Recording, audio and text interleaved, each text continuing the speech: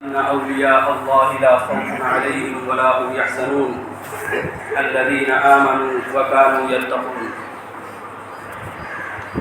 حضرات، اللہ رب العزت کا ارشاد ہے کہ سن لو، جو اللہ کے ولی ہیں ان پر نہ کوئی خوف ہے اور نہ ان کو کوئی غم ہوگا۔ اللہ کے ولی وہ ہیں جو ایمان لائے اور جنہوں نے تقوی اختیار کیا۔ ہم سب کے لیے بہت ہی دلدوز اور خون کے آنسو رلا دینے والا واقعہ ہے کہ ہمارے سرپرست، ہمارے محسن، ہمارے مربی، ہمارے قائد، ہمارے رہنما اور بین الاقوامی شہرت یافتہ شخصیت حضرت مولانا سید محمد رابع حسنی ندوی اللہ کو پیارے ہو گئے۔ انا للہ و انا الیہ راجعون۔ حضرت کی شخصیت کا سانحہ ارتحال عالم اسلام کا ایک بڑا خسارہ ہے۔ آپ ملت اسلامیہ ہندیہ کا عظیم سرمایہ تھے، وہ جہاں دیدہ شخصیت کے مالک تھے۔ آج کے اس پرآشوق دور میں آپ کی شخصیت روشنی کا مینار تھی۔ پورے عالم اسلام میں آپ کے علم اور آپ کے مطالعے کا چرچا تھا۔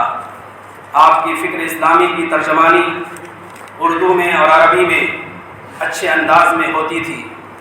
یہی وجہ ہے کہ آپ کے انتقال سے، آپ کی وفات سے، آپ کے دنیا سے تشریف لے جانے سے پورے ایک عہد کا خاتمہ ہو گیا، پورے ایک دور کا خاتمہ ہو گیا۔ کہنے والوں نے صحیح کہا ہے، موت العالم موت العالم۔ ایک عالم کی موت پوری ایک دنیا کی موت ہے، پورے ایک جہان کی موت ہے۔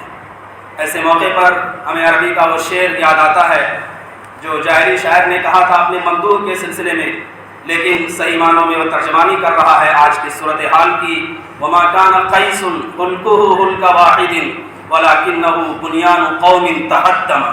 کہ قیس کی وفات کسی ایک آدمی کی وفات نہیں ہے، بلکہ یہ ایک پوری عمارت تھی، ایک محل تھا، ایک قصر شاہی تھا جو زمین بوس ہو گیا ہے۔ ایسے موقع پر ہمیں حکم ہے کہ ہم صبر اور ضبط کا دامن نہ چھوڑیں۔ ابو العتاہیہ ایک مشہور شاعر ہے، اس نے ایک شخص کے لڑکے کے وفات کے موقع پر، جس کا نام محمد تھا، کہا تھا اصبر لکل مصیبت و تجلدی۔ ہر مصیبت اور ہر پریشانی کے وقت صبر کرو۔ وَعْلَمْ بِأَنَّ الْمَرْءَ غَيْرُ مُخَلَّدِ۔ یاد رکھو کہ دنیا میں انسان کو بقا دوام نہیں۔ فَإِذَا ذَكَرْتَ مُحَمَّدًا وَمُصَابَهُ۔ جب تم اپنے لڑکے محمد اور اس کی مصیبت کو یاد کرنا، فَاذْكُرْ مُصَابَكَ بِالنَّبِيِّ مُحَمَّدِ۔ تو یاد کر لینا کہ ہمارے آقا جناب محمد رسول اللہ صلی اللہ علیہ وسلم دنیا میں تشریف لائے تھے، ان کو بھی یہاں سے جانا پڑا۔ دنیا میں کسی کو بقا و دوام نہیں ہے۔ کل من علیہا فان ویبقى وجہ ربک ذو الجلال والاکرام۔ میرے بزرگوں، حضرت کی شخصیت پر کتابیں لکھی جا رہی ہیں اور لکھی جائیں گی، مضامین لکھے جا رہے ہیں اور لکھے جائیں گے۔ ان کی خود کتابیں 60 اور 70 سے زیادہ ہیں، عربی میں بھی ہیں، اردو میں بھی ہیں، انگریزی میں بھی ہیں، ہندی میں بھی ہیں، دیگر زبانوں میں ان کے ترجمے ہوئے ہیں۔ لیکن یاد رکھنے کی چیز ہے کہ حضرت نے ہمارے سامنے کیا بیان چھوڑا، کیا پیغام چھوڑا۔ ان کی جو صلابت تھی، ان کی جو پختگی تھی، ان کے جو رسوخ تھا، اس پر ہمیں نظر رکھنے کی ضرورت ہے۔ مختصر طور پر اگر دیکھا جائے تو ان کی شخصیت 1929 سے شروع ہوتی ہے۔ خاندانی مکتب میں انہوں نے تعلیم حاصل کی، پھر دارالعلوم العلماء تشریف لائے، بیچ میں 1 سال کے لیے دیوبند تشریف لے گئے، لیکن تقسیم کا جب سانحہ پیش آیا تو پھر ندوی میں آ کر تعلیم مکمل کی۔ 1948 میں انہوں نے یہاں سے سند فراغت حاصل کی۔ اس کے بعد معاون مدرس کی حیثیت سے تقرر ہوا۔ بیچ میں 1 سال کے لیے آپ حجاز تشریف لے گئے، اس میں مولانا عبداللہ عباس صاحب ان کے ساتھ تھے، مولانا عبدالرشید اعظمی صاحب تھے، مولانا رضوان علی ندوی تھے، مولانا محمد طاہر حسینی تھے۔ پھر وہاں سے آنے کے بعد باقاعدہ استاد مقرر ہوئے اور مسلسل تدریس، تصنیف، تالیف کے ذریعے سے لوگوں کو مالا مال کرتے رہے۔ لاکھوں کی تعداد میں شاگردوں کی تعداد دنیا میں پھیلی ہوئی ہے اور آپ کے لیے دعائیں مغفرت کر رہی ہے۔ آپ نے 1959 میں الرائد کے نام سے 15 روزہ عربی میں ایک رسالہ جاری کیا. 1970 میں آپ ندوے کے شعبہ عربی کے صدر بنائے گئے اور 1993 میں آپ یہاں کے محتمم بنائے گئے اور 2000 میں حضرت مولانا کے انتقال کے بعد آپ کو ناظم ندوۃ العلماء بنایا گیا اور حضرت قاضی مجاہد الاسلام قاسمی کے انتقال کے بعد 2003 میں مسلم پرسنل بورڈ کا صدر بنایا گیا اور پورے 20 سال تک ملت اسلامیہ ہندیہ کی پوری حکمت کے ساتھ بصیرت کے ساتھ دانشمندی کے ساتھ قیادت کرتے رہے. حضرت جو اپنی مجلسوں میں اپنی عام گفتگو میں اپنے عام تقریروں میں عام بیانات میں جو پیغام دیتے تھے ان میں سے ایک پیغام ان کا یہ ہے کہ ہمیں فخر ہونا چاہیے کہ ہم مسلمان ہیں, ہمیں شکر ہونا چاہیے کہ اللہ تعالیٰ نے ہم کو مسلمان گھرانے میں پیدا کیا. اور یاد رکھیے, کہتے تھے یاد رکھیے کہ اسلام کلچر کا نام نہیں ہے کہ صحیح کچھ کو لے لیں تب بھی صحیح اور کچھ کو نہ لیں تب بھی صحیح, بلکہ اسلام نام ہے مکمل دین اور مستقل تہذیب کا.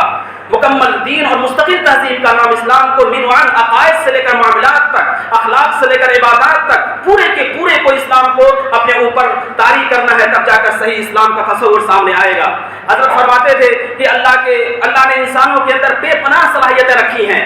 صلاحیتوں کی مثال ایک تخم کی سی ہے, ایک بیج کی سی ہے. وہ تخم ایک تناور درخت اختیار کر لیتا ہے. ایسے ہی بچوں کے اندر بے پناہ صلاحیتیں ہوتی ہیں. ان کے اندر جو تخم ہے اس کو بڑھایا جا سکتا ہے. بچوں کے اندر اگر ایمان کی تخم ریزی کرنی ہے, بچوں کے اگر ایمان کو جلا بخشنا ہے تو ضروری ہے کہ ان کے لیے گھر کے ماحول کو سازگار بنایا جائے. حضرت فرماتے تھے گھر کے ماحول کو اچھا بنایا جائے. نمبر 2, مسجدوں سے ان کو جوڑا جائے. اور نمبر 3, مکتب میں ان کو ڈالا جائے تو اچھی نسل تیار ہوگی.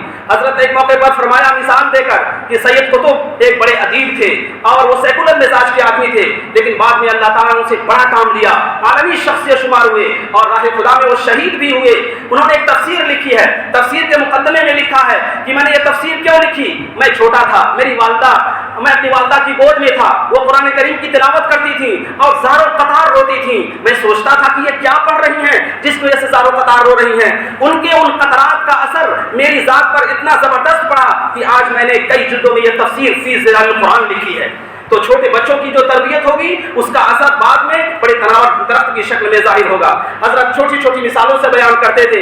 ایک چھوٹی مثال کبر اور غرور کی مثال دی کہ ایک مکھی تھی. مکھی نے ایک مرتبہ سوچا کہ ہم تو بہت اچھے ہیں اس طور پر کہ ہم جہاں چاہیں اڑ کر چلے جائیں, جہاں چاہیں بیٹھ جائیں, جس جگہ چاہیں رہیں, لیکن لوگ کتنے مجبور ہیں اور بے بس ہیں کہ وہ اڑ نہیں سکتے, ادھر اور جا نہیں سکتے.